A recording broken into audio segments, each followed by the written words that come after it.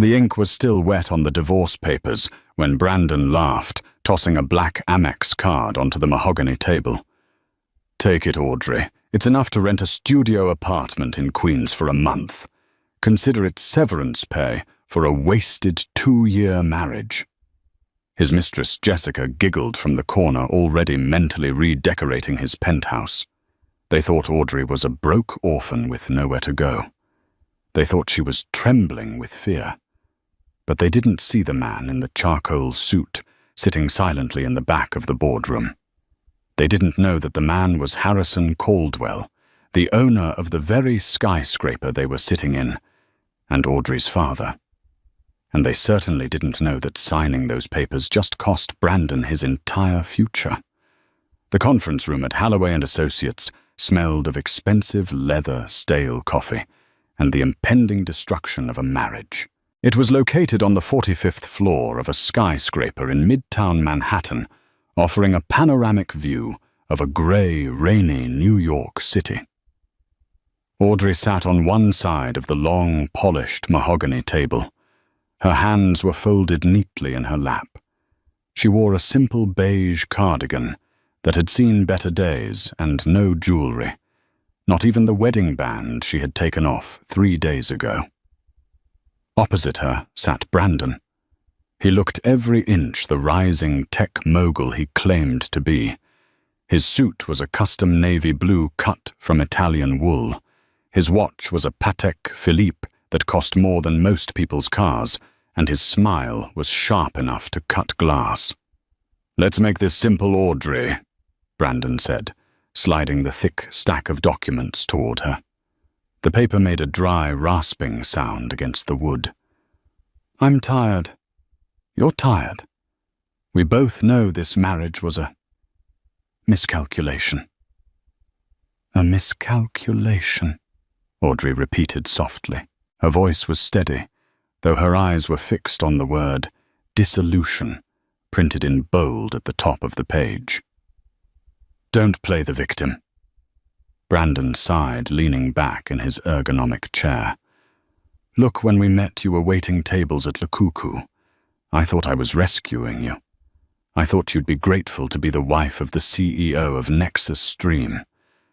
But let's be honest, you were never cut out for this world. You don't know how to dress for galas. You don't know how to talk to investors. You're just—" He waved his hand vaguely, searching for a polite word and failing to find one. "Boring," a voice chimed in from the corner of the room. Audrey didn't flinch. She knew Jessica was there. Jessica Brandon's executive assistant was currently perched on the windowsill, scrolling through her phone. She was 22, blonde, and wearing a dress that was entirely inappropriate for a legal proceeding. "She's just boring Brandon," Jessica said, not looking up from her screen. "And she cooks weird food. Who makes pot roast for a VP of marketing? It's embarrassing." Brandon chuckled.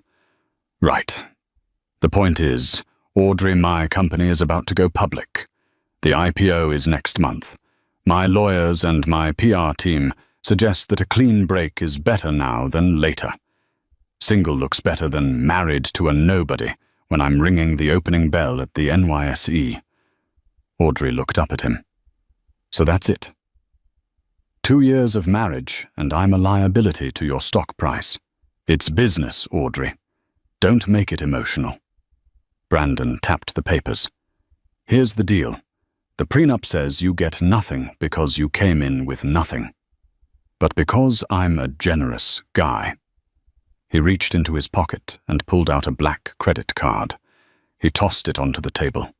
It spun and landed near her hand. "There's $10,000 on that. Enough to get a deposit on a place in, I don't know, New Jersey, Queens, somewhere cheap. And I'll let you keep the Honda." The lawyer sitting next to Brandon, a sweating man named Mr. Gables, cleared his throat. "Mr. Cross, technically the Honda is leased under the company now. Let her keep the damn Honda, Gables," Brandon snapped. "I'm feeling charitable." He looked back at Audrey with a smirk. "See, I'm a good guy. Now sign the papers. I have a lunch reservation at Per Se at 1. Audrey looked at the papers. Then she looked at the credit card. $10,000. 2 years ago, she had met Brandon when he was just starting Nexus Stream. He was stressed, barely making payroll and eating takeout at the diner she worked at for fun to clear her head from her studies. He hadn't rescued her. She had listened to his pitches. She had organized his chaotic schedule before he could afford Jessica. She had even used her own savings money, she claimed was an inheritance from a grandmother, to cover the rent on their first office space when his investors pulled out. He had forgotten all of that. "You really think I'm after your money, Brandon?" Audrey asked quietly. "Everyone wants money, Audrey. Especially people like you who don't have any." Brandon scoffed. "Just sign. Stop dragging this out. Unless you're waiting for a miracle." Audrey took a breath. She reached into her bag. Brandon flinched, perhaps expecting a weapon or a lawsuit. Instead, she pulled out a cheap plastic ballpoint pen. "I don't want your money, Brandon," she said, "and I don't want the Honda." "Suit yourself." Brandon laughed. "More for me. Just sign the line." Audrey uncapped the pen. She didn't look angry. She didn't look sad. She looked relieved. As the tip of the pen touched the paper, the heavy oak door at the back of the conference room creaked open. The room fell silent as the door opened. Usually in a high-stakes divorce meeting at Halloway and Associates, interruptions were forbidden. Mr. Gables, the lawyer, immediately stood up, his face flushing red. "Excuse me," Gables barked. "This is a private mediation. You cannot just walk in here." A man stepped into the room. He was older, perhaps in his early 60s, with silver hair swept back impeccably. He wore a charcoal three-piece suit that didn't scream money. It whispered it. It was the kind of tailoring where no label was visible, because the tailor knew the client's name was the only brand that mattered. He walked with a cane, not out of necessity, but as an accessory of authority. He didn't say a word. He simply walked to the far end of the room, pulled out a chair in the shadows, away from the main table, and sat down. "Who is this?" Brandon demanded, spinning his chair around. "Security, Gables, call security." The old man rested his hands on the top of his cane and looked at Audrey. His eyes were a piercing, icy blue, identical to hers. "I am an observer," the man said. His voice was deep, gravelly, and carried an accent that sounded like old New York money mixed with European boarding schools. "Please, continue. Do not mind me." "An observer?" Jessica scoffed, hopping off the windowsill. "What is this, a spectator sport? Get out, old man. Brandon, make him leave. He smells like mothballs." Brandon stood up, adjusting his cuffs aggressively. "Look, whoever you are, get out. I'm Brandon Cross, CEO of Nexus Stream. I rent this entire floor for my legal counsel. You are trespassing." The old man didn't blink. He reached into his breast pocket, pulled out a pair of spectacles, and put them on. "You rent the legal services, Mr. Cross. You do not own the building. As I understand it, the building belongs to Caldwell Holdings." Brandon paused. "So what are you, the janitor, checking the lights?" "Something like that," the man said dryly. "I was told there was a dispute regarding assets. I enjoy watching how the up-and-coming generation handles business." Mr. Gables, the lawyer, suddenly went very pale. He squinted at the man in the back. He looked at the silver hair, the specific cut of the lapel, the gold signet ring on the pinky finger. "Mr. Cross," Gables hissed under his breath. "Sit down." "What?" Brandon snapped. "Just sit down," Gables whispered, his voice trembling. Let him stay. Why? Because if we cause a scene, the building management might revoke our lease privileges. Gables lied, sweating profusely. He knew exactly who the man was. He had seen his face in the lobby portrait every morning for 15 years. But fear paralyzed him. If he told Brandon that Harrison Caldwell, the billionaire recluse of Manhattan, was watching, Brandon would act fake. And Gables had a feeling the old man wanted to see the real Brandon. Brandon rolled his eyes and sat down. Fine, whatever. If the old geezer gets his kicks watching a divorce, let him watch. It's over anyway. He turned back to Audrey. You see what I have to deal with, incompetence everywhere. Now sign. Audrey hadn't looked at the old man. She kept her eyes on the paper. Are you sure about this, Brandon? Audrey asked one last time. Once I sign this, there is no going back. I walk out of here, and I am no longer your wife. You lose all claim to me, and I lose all claim to you. Total separation. That is literally the dream, Audrey. Brandon smirked. I'm signing a deal with the Caldwell Group next week. Do you know who they are? Of course you don't. They are the biggest venture capital firm in the country.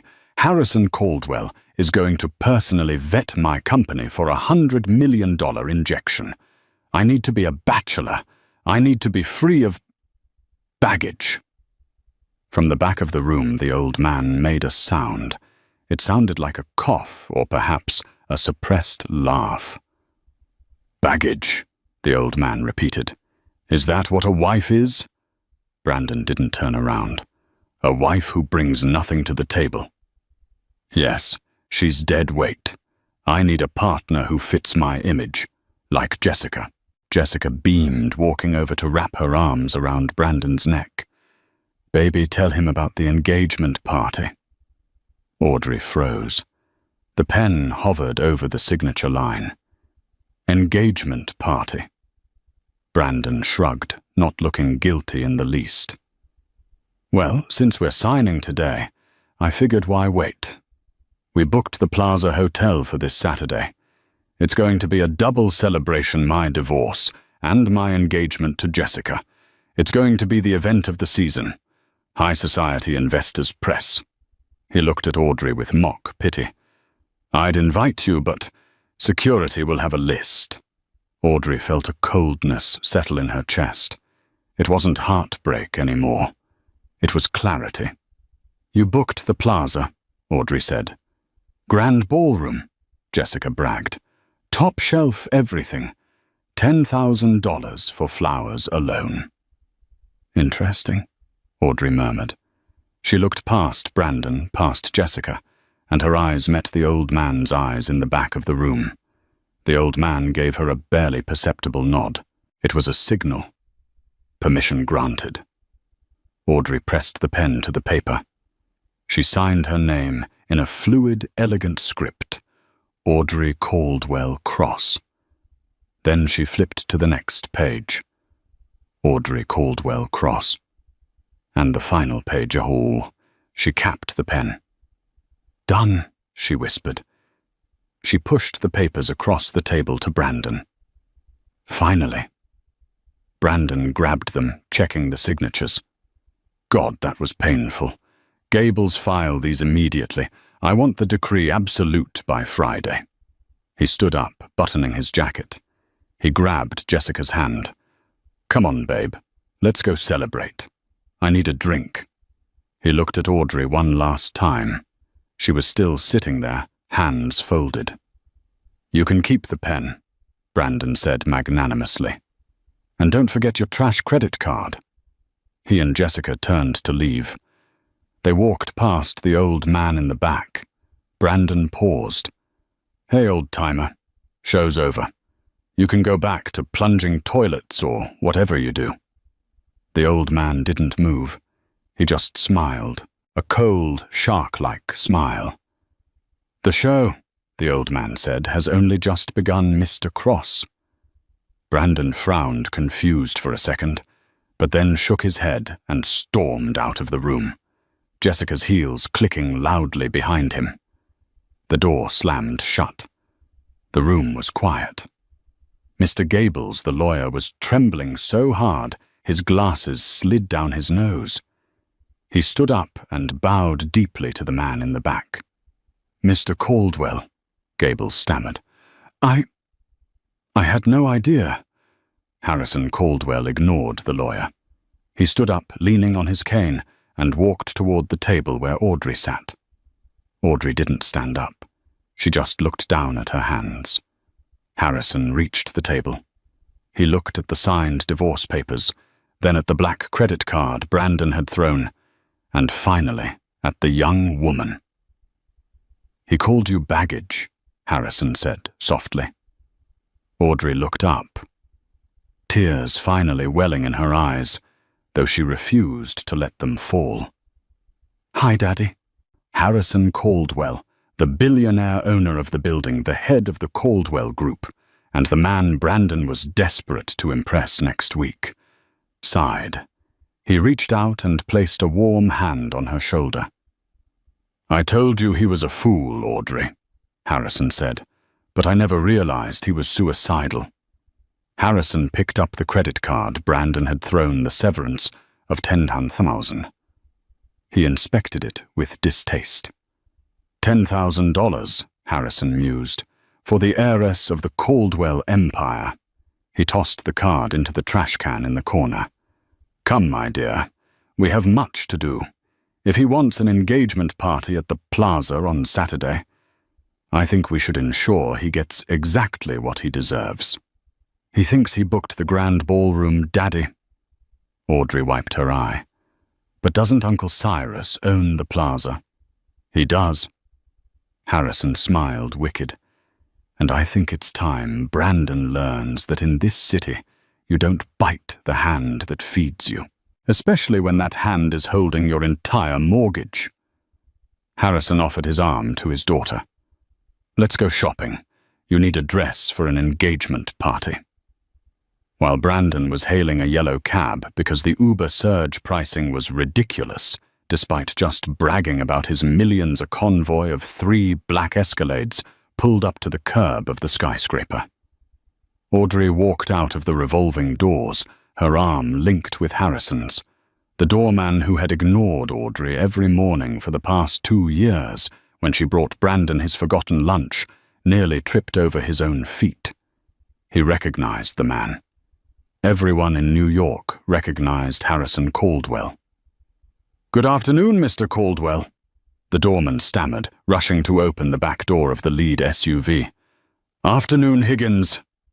Harrison nodded, knowing the man's name because he owned the staffing agency that employed him. "Please ensure my daughter gets in safely." The doorman froze. "Your daughter, sir?" He looked at Audrey. The woman in the beige cardigan. The woman he had seen crying in the lobby just last week when her husband berated her for being 5 minutes late. Audrey smiled, but it didn't reach her eyes. "Hello, Higgins." She slid into the leather interior, the scent of fresh orchids greeting her. Harrison climbed in beside her. The door shut, sealing out the noise of midtown Manhattan. "Home, sir?" the driver asked. "The Hamptons estate driver," Harrison said. "We need to clear our heads, and call Cyrus. Tell him I need the Pearl Suite at the plaza prepared for Saturday, and tell him to double the security detail." As the car merged into traffic, Audrey leaned her head back against the seat. The silence was heavy. "I'm sorry I didn't tell him sooner," Audrey whispered. I wanted to know he loved me. Not the money, not the connections. Just Audrey." "And you found out," Harrison said gently. "It was an expensive lesson, my dear, but a necessary one. You spent 2 years playing the role of a supportive wife to a narcissist. You cooked, you cleaned, you balanced his books in secret. You even used your trust fund dividends to pay off his initial business loan anonymously." Audrey nodded. He thinks an angel investor saved him from bankruptcy.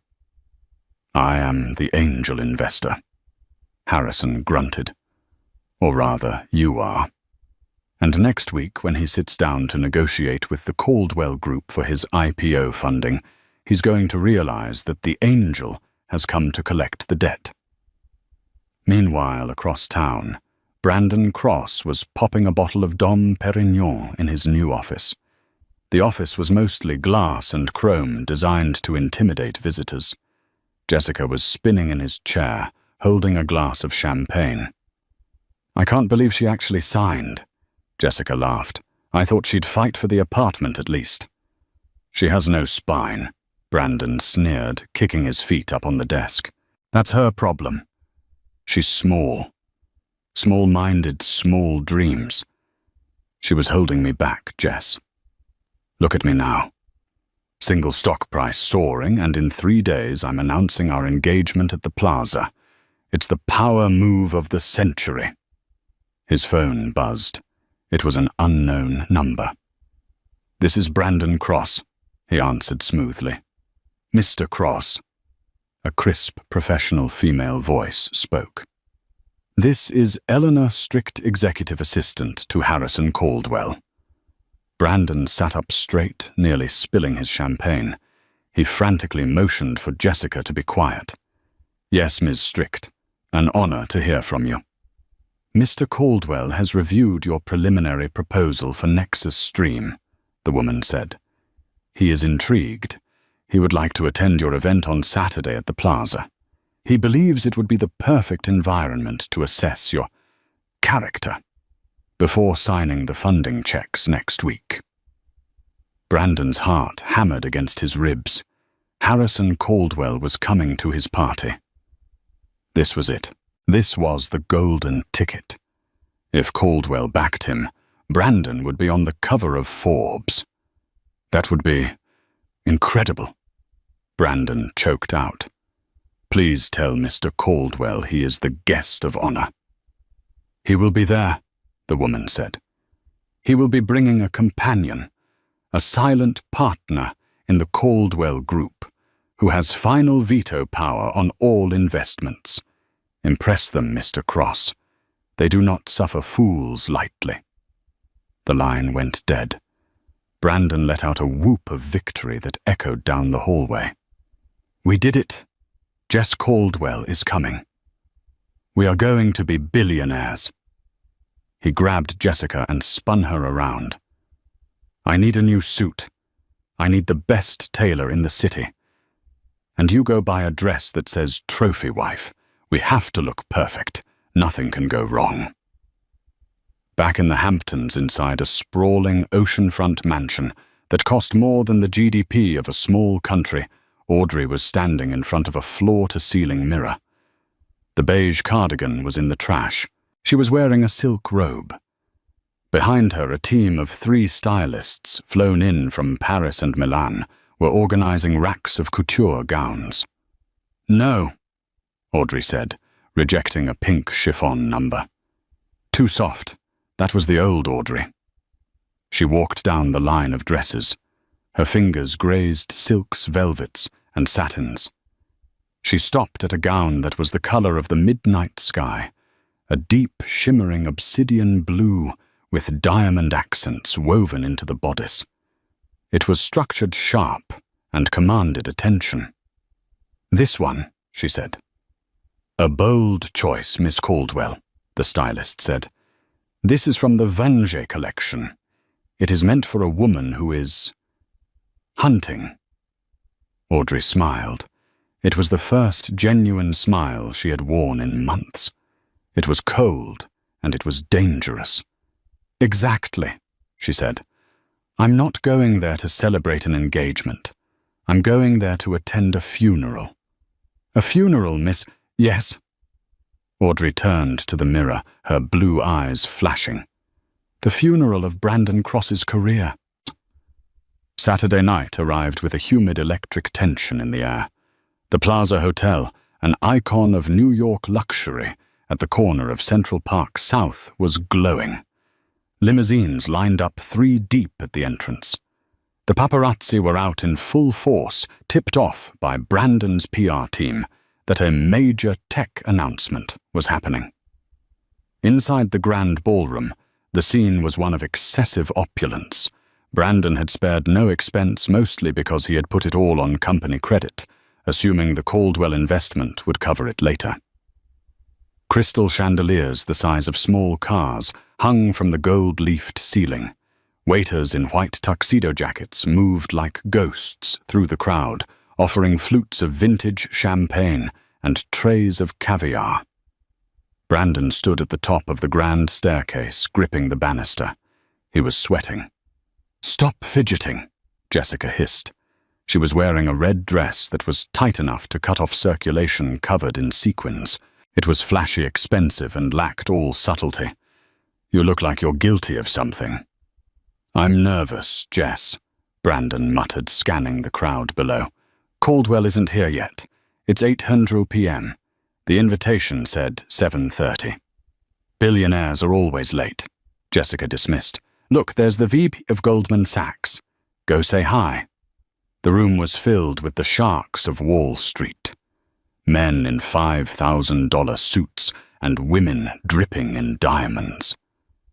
But there was a strange energy in the room. Whispers. Mr. Gables, the lawyer who had overseen the divorce 3 days ago, was standing near the bar drinking scotch as if it were water. He looked pale. Every time the ballroom doors opened, he flinched. "Gables," Brandon shouted, descending the stairs. "Why do you look like you've seen a ghost? Cheer up, tonight is the night." Gables looked at Brandon with a mixture of pity and terror. "Mr. Cross, have you checked the guest list properly?" "Of course," Brandon scoffed. "Why?" "No reason," Gables mumbled, turning back to his drink. "Just good luck." At that moment, the music, a live string quartet playing Mozart, stopped abruptly. The heavy double doors at the entrance of the ballroom swung open. A hush fell over the room. It wasn't the polite silence of arrival. It was the awed silence of power entering a vacuum. Harrison Caldwell stood in the doorway. He looked like a king returning to his court. He was wearing a tuxedo that fit so perfectly it looked like a second skin. He held his cane, his silver hair gleaming under the chandeliers. The room gasped. Harrison Caldwell never went to parties. He was a myth, a recluse. His presence here validated Brandon Cross instantly. Brandon's face lit up. He smoothed his jacket and began to rush forward. "Mr. Caldwell, you made it." But Harrison didn't move. He stood there, waiting. He turned slightly and extended his hand back toward the hallway. "And," the announcer at the door boomed, his voice trembling slightly, "Ms. Audrey Caldwell." The name hung in the air for a second. Caldwell Brandon froze mid-step. He blinked. Audrey. No, it couldn't be. His Audrey was a nobody. Her last name was... Well, he actually couldn't remember her maiden name because he never cared to ask about her family. Then she stepped into the light. It was Audrey. But it wasn't the Audrey who wore beige cardigans and apologized for existing. This woman was a statue of vengeance carved from ice and diamonds. The midnight blue dress hugged her curves, the slit running up the leg revealing heels that looked sharp enough to kill. Her hair, usually tied in a messy bun, was cascaded in polished waves over her shoulders. Around her neck sat a sapphire necklace that was famously owned by the Russian Romanov family, a piece of jewelry worth more than Brandon's entire company. She took her father's arm. She lifted her chin. Her eyes swept the room, dismissing the hundreds of guests until they locked onto Brandon. She didn't smile. She just stared. "Oh my God," Jessica whispered, dropping her clutch. "Is that the wife?" Brandon felt the blood drain from his face. His knees buckled slightly.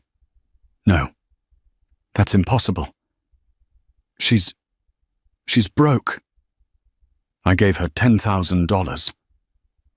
The crowd parted like the Red Sea as Harrison and Audrey walked into the room. The silence was deafening. Every eye was on them. Brandon, operating on pure adrenaline and denial, forced a smile onto his face and stepped into their path. "Mr. Caldwell." Brandon's voice cracked. He cleared his throat. "Welcome. And, Audrey, what are you doing here? Did you get a job catering?" It was a stupid thing to say, a desperate thing to say. The crowd murmured. Someone laughed nervously. Harrison Caldwell looked at Brandon with a look of pure disgust. "Mr. Cross, you seem confused." Well, yes," Brandon stammered. "This is my ex-wife. I'm not sure how she got past security, but she didn't need to get past security." Harrison interrupted, his voice booming across the silent ballroom. "She owns the security company. In fact, she owns this hotel." The glass in Brandon's hand slipped. It shattered on the marble floor. Crash. "What?" Brandon whispered. "Allow me to introduce you properly," Harrison said, placing a hand on Audrey's back. "You know her as Audrey, the woman you divorced 3 days ago, because she was boring and brought nothing to the table. But the world knows her as Audrey Caldwell, my only daughter, the sole heir to the Caldwell fortune, and the majority shareholder of the venture capital firm you are begging for money." The room erupted. Gasps, whispers, and shocked exclamations rippled through the hundreds of guests. Phones were raised, recording the moment. Jessica took a step back, distancing herself from Brandon. Audrey took a step forward. The smell of her perfume, something expensive and rare, hit Brandon. "Hello, Brandon," she said. Her voice was smooth, confident, unrecognizable from the soft murmur he was used to. "You wanted a partner who fit your image. Remember, someone with connections, someone with money." She gestured to the opulent ballroom, the confused investors, the terrified lawyer. "Well, here I am," she said, "but I'm afraid my appearance fee is a little higher than $10,000. Brandon's mouth opened and closed like a fish. "Audrey, wait. Baby, I didn't know. You never told me. You never asked," she replied coldly. "You were too busy talking about yourself." "But the prenup." Brandon grasped at straws. "We signed a prenup. You get nothing." Mr. Gables, the lawyer, stepped forward from the crowd, looking like he wanted to die. "Actually, Mr. Cross." "Shut up, Gables," Brandon snapped. "No, let him speak," Audrey said. Gables wiped sweat from his forehead. "Mr. Cross, the prenup, stated that both parties leave with what they brought into the marriage. Since Miss Caldwell brought in, well, billions in assets held in offshore trusts, and you brought in debt, the separation of assets is quite clear. Furthermore," Harrison interjected, enjoying the moment, "since you used Nexus Stream Company funds to lease the Honda she was driving, and since you admitted in a recorded legal proceeding that you were giving it to her, that constitutes a transfer of company assets. And since you just admitted to fraud by hosting a private party on company dime." Harrison leaned in close to Brandon. "I don't think we will be investing in Nexus Stream, Mr. Cross. In fact, I think my daughter, who sits on the board of the bank that holds your business loans, might be calling in your debts. Tonight." Brandon looked at Audrey. He looked at the woman he had discarded like trash. "Audrey," he pleaded, his voice trembling. "Please, it was a mistake. Jessica meant nothing. I was stressed. We can fix this. We can renew our vows right now. Look, everyone is here. Audrey looked at him. For a second, Brandon thought he saw pity. Then she laughed. It was a light, airy sound. Renew our vows? She asked.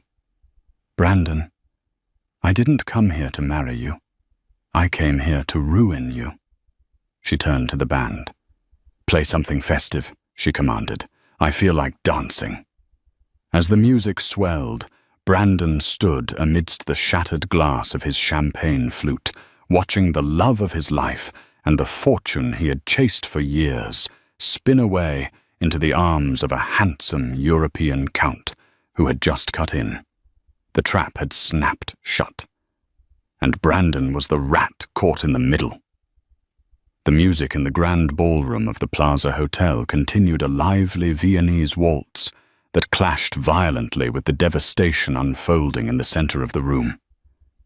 For Brandon Cross, the world had turned into a kaleidoscope of nightmare scenarios.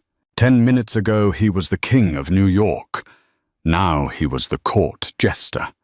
He stood frozen as the crowd physically recoiled from him. In high society, failure is contagious, and humiliation is a terminal disease. No one wanted to be seen standing next to the man who had just divorced the Caldwell heiress for a secretary. Brandon, a voice hissed at his elbow. It was Jessica. He turned to her, desperate for an ally. Jess, listen, we need to spin this. We can say, I knew all along. We can say it was a strategic separation for tax purposes. Jessica looked at him as if he were a cockroach on the hem of her expensive dress. She wasn't looking at his face. She was looking past him at the handsome European count spinning Audrey around the dance floor. She was looking at the diamonds on Audrey's neck. You idiot! Jessica spat. You absolute moron. What, babe, we're in this together, Brandon pleaded, reaching for her arm. She snatched her arm away. Don't touch me. You told me she was a waitress. You told me she was a nobody. You made me look like a fool in front of Harrison Caldwell. I didn't know. That's worse, Jessica shrieked, her voice rising above the music. You lived with her for 2 years and didn't know she was worth billions. You're not a CEO, Brandon. You're a blind, incompetent loser. She pulled the engagement ring off her finger, a 3-carat diamond Brandon had bought on credit just yesterday, and threw it at his chest. I'm done. Don't call me. I need to go find someone who can actually pay for my Uber. Jessica stormed off, pushing her way through the crowd toward the bar, where she immediately began chatting up a vice president from J.P. Morgan. Brandon stood alone. The ring bounced off his chest and rolled under a table. He didn't even chase it. Suddenly, he was surrounded, not by well-wishers, but by the wolves he had invited. Cross. It was Simon Trent, one of his angel investors. Is it true? Does Caldwell hold the debt on the Series B round? Simon, let me explain. I don't want explanations. Trent barked. I want my capital out. If Harrison Caldwell is hostile toward you, this company is dead in the water. I'm triggering the clawback clause. Tonight. You can't do that, Brandon gasped. That will bankrupt the operating account. Watch me, Trent sneered. He pulled out his phone. I'm calling legal. Another man stepped up. It was the reporter from the Wall Street Journal, whom Brandon had begged to come. Mr. Cross, the reporter said, holding up a voice recorder. Can you comment on the rumors that you used corporate funds to pay for your mistress's apartment? Miss Caldwell just mentioned a forensic audit. No comment. Get that away from me. Brandon swatted at the recorder. Assaulting the press. The reporter smirked. That's going to look great in the Sunday edition. CEO melts down at ex-wife's victory party. Up on the balcony overlooking the ballroom, Harrison Caldwell and Audrey stood watching the chaos below. A waiter brought them fresh champagne. "It's barbaric," Harrison noted, taking a sip. "Watching them tear him apart." "He wanted the spotlight," Audrey said, her voice devoid of pity. "He wanted everyone to look at him. I just gave him what he asked for." She looked down at Brandon. He was sweating, shouting at an investor. His tie crooked, his face purple with rage. He looked small. "Did you love him?" Harrison asked quietly. Audrey hesitated.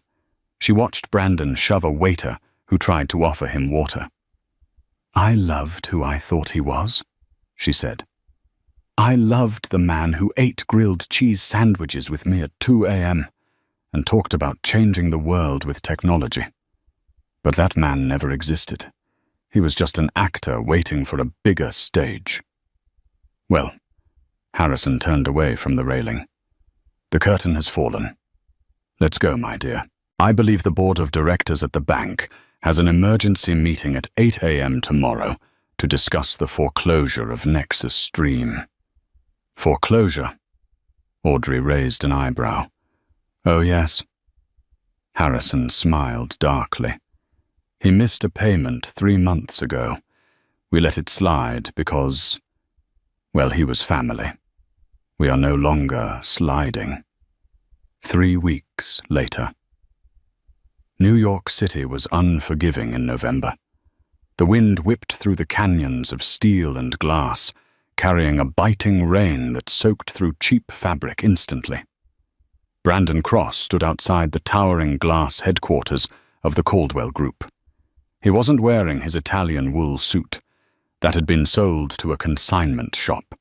He was wearing a generic raincoat he'd bought at a drugstore. He looked 10 years older. His face was gaunt, unshaven, and his eyes were hollow. The fall had been swift and total. The morning after the Plaza fiasco, the SEC had launched an investigation into his use of company funds. The board of Nexus Stream fired him before noon. By 2 p.m., the bank called in his personal loans. His penthouse was seized. His car was repossessed. Even his credit cards were frozen. He was currently sleeping on his friend Mark's couch in Jersey City, but Mark had told him this morning that he had to leave by the weekend because it was bringing down the vibe. Brandon checked his watch. It was a cheap plastic digital one. 12:30 p.m. He knew she would come out now. She always took lunch at 12:30. He remembered that much at least. The revolving doors spun. Brandon's heart leapt. A group of executives walked out laughing, and there in the center was Audrey.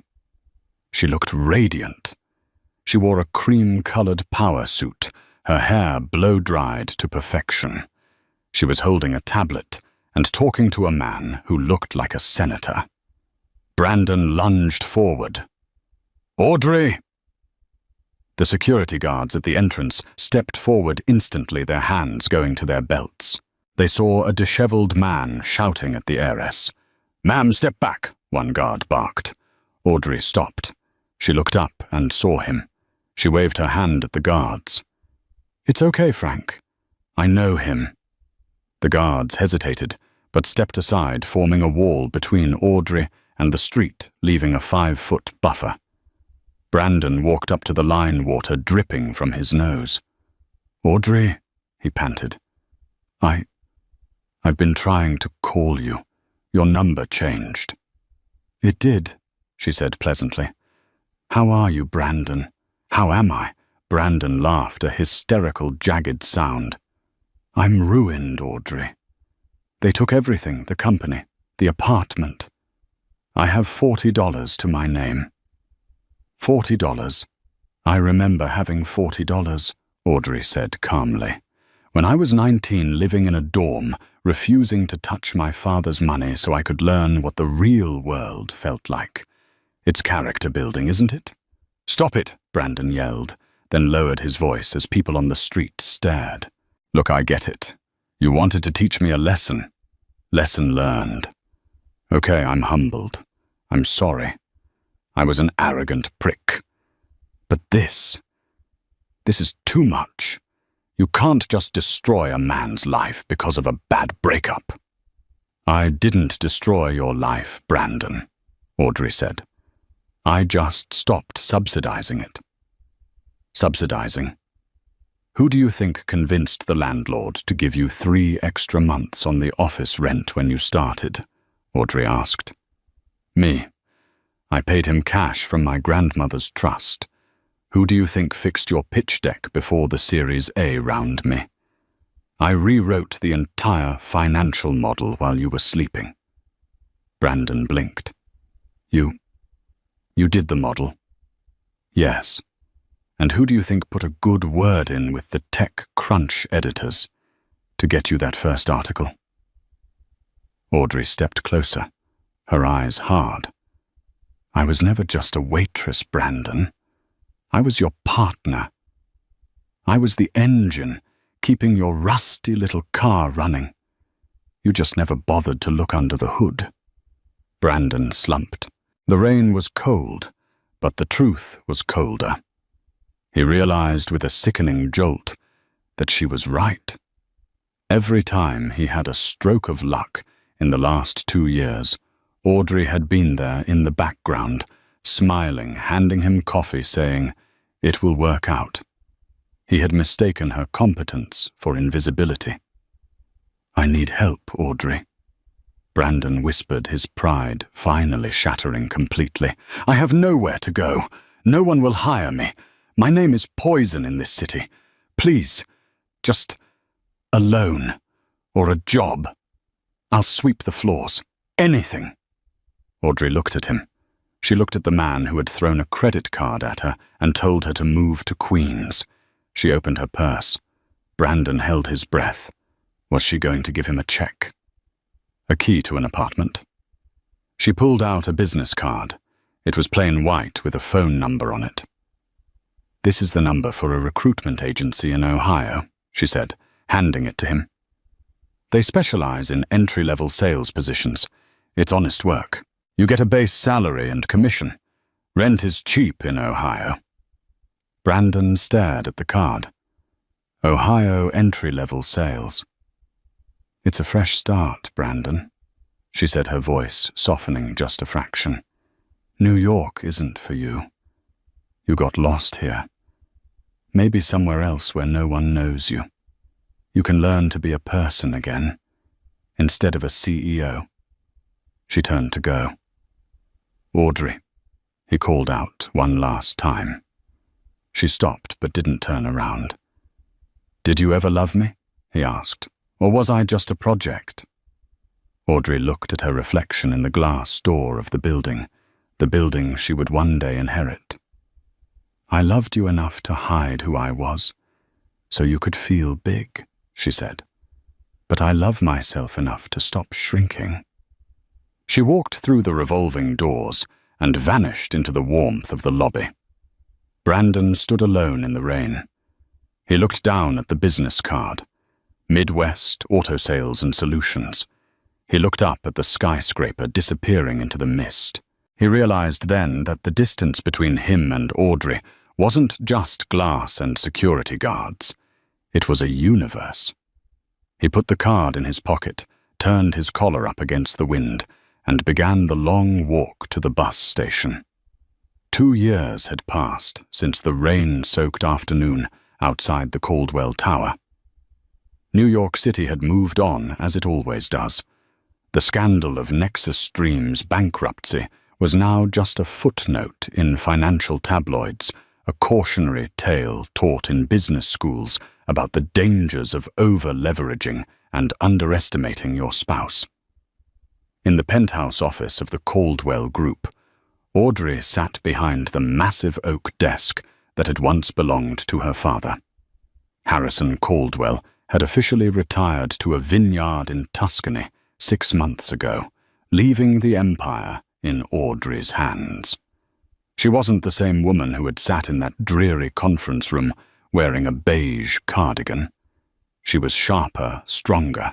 Her hair was cut into a chic bob, and she wore a tailored emerald suit that commanded respect. She was reviewing the quarterly philanthropic grants when her assistant, a young man named Leo, knocked on the door. "Ms. Caldwell," Leo said. "The mail came in. Most of it is standard, but there's a personal envelope.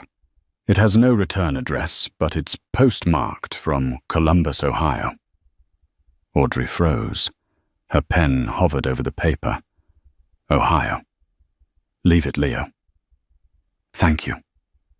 When the door clicked shut, Audrey stared at the envelope.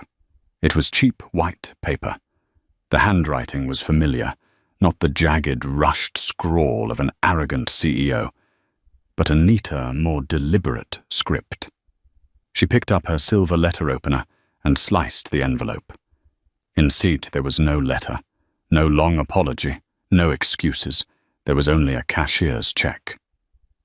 "Pay to the order of Audrey Caldwell. Amount $10,000. Audrey stared at the number. $10,000. It was the exact amount Brandon had thrown at her on the mahogany table during their divorce. The severance pay. She turned the check over. On the back, in small blue ink, was a short note for the Honda. And the lesson. B. Audrey let out a breath she didn't know she was holding. She leaned back in her chair, closing her eyes, and for a moment the skyscrapers of New York faded away, replaced by the image of a snowy car lot in the Midwest. 500 miles away in the gray outskirts of Columbus, Ohio, the wind was howling. Brandon Cross blew warm air into his cupped hands and stomped the snow off his boots. He was wearing a thick parka with the logo Midwest Auto Sales embroidered on the chest. "Hey, Cross," his manager, a gruff man named Big Tony, yelled from the office. "You got a customer on the lot, looking at the used sedans." "On it, Tony," Brandon called back. He jogged out into the cold. He didn't walk with the swagger he used to have. His stride was purposeful, humble.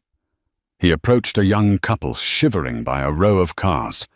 They looked terrified, clearly buying their first car together, likely worried about credit checks and down payments. "Afternoon, folks," Brandon said with a genuine smile, a smile that actually reached his eyes now. "Cold one today. You looking for something reliable that won't break the bank?" "Yeah," the young man said nervously. We don't have much. We just need to get to work." "I get it." Brandon nodded. "I know what it's like to start over. Let me show you this Civic over here. It's got low mileage and I can work with the financing guy to get you a rate that makes sense. We're not here to rob you." As he walked them towards the car, a flashy red convertible pulled into the dealership lot. It was out of place in the grey winter, loud, obnoxious, and expensive. The driver's door opened, and a woman stepped out. She was wearing a fur coat that looked cheap and fake, and heels that were sinking into the slush. It was Jessica. Brandon stopped in his tracks. He hadn't seen her in 2 years, not since she threw the ring at his chest at the plaza. She looked older, harder. Her makeup was too heavy trying to cover the lines of stress. She spotted him and smirked, walking over. "Well, well," she laughed, looking at his parka.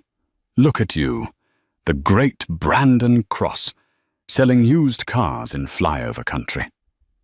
Brandon excused himself from the young couple. "Give me one moment, folks," and walked over to her. He didn't feel the old anger. He just felt pity. "Hello, Jessica. What are you doing in Ohio?" "Visiting family," she lied smoothly. "Thought I'd look you up. Heard you were here." She looked him up and down, licking her lips. "You know, Brandon, New York is boring, and I broke up with that banker. He was cheap. Maybe we could grab a drink?" "For old time's sake, I bet you're lonely out here." She stepped close, her hand reaching for his zipper. "We were good together, Brandon. We were a power couple. Maybe we can figure a way out of here. Together." Brandon looked at her hand. He remembered how easily she had turned on him when the money vanished. He remembered the humiliation. He gently took her hand and removed it from his coat. "I'm not lonely, Jessica," Brandon said softly. He turned and pointed toward the dealership's glass window. Inside, sitting at the reception desk, was a woman. She wasn't a model. She wasn't rich. She was the receptionist, Sarah. She had brown hair, a kind smile, and she was currently knitting a scarf. She looked up, saw Brandon, and waved happily. Brandon waved back. "I have everything I need right here," Brandon said to Jessica. "And I have customers waiting.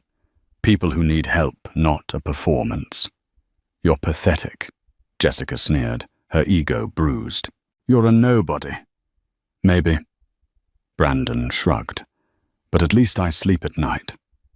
He turned his back on her and walked back to the young couple by the Civic. "Sorry about that," Brandon told them. "Just a ghost. Now let me show you the trunk space on this beauty." As he explained the warranty, he felt a lightness in his chest he hadn't felt in years. He had sent the check that morning. It had taken him 2 years of saving every commission, eating ramen, and living in a studio apartment to scrape together $10,000. He was broke again, but his debt was paid. Back in New York, Audrey picked up the phone. "Finance department," she said. "Yes, Ms. Caldwell. I'm sending down a check for $10,000. Deposit it into the Second Chance Scholarship Fund." "Of course. Should we list the donor name?" Audrey looked at the check one last time before dropping it into the outbox. She thought about the man she had married, the man who wanted to conquer the world, and the man who had finally learned that the world wasn't something you conquered, it was something you earned. "List the donor as anonymous," Audrey said. She stood up and walked to the floor-to-ceiling window. The sun was setting over Central Park, casting a golden glow over the city. She wasn't angry anymore. The karma had come full circle. He had lost the millions he didn't deserve, but perhaps in the snow of Ohio he had found the soul he had lost. Audrey smiled, touched the cool glass, and whispered to the city below. "We're even, Brandon. We're finally even." She turned off the lights in her office and walked out the door, ready to meet her father for dinner. She walked with her head high, not because of her billions, but because she knew exactly who she was.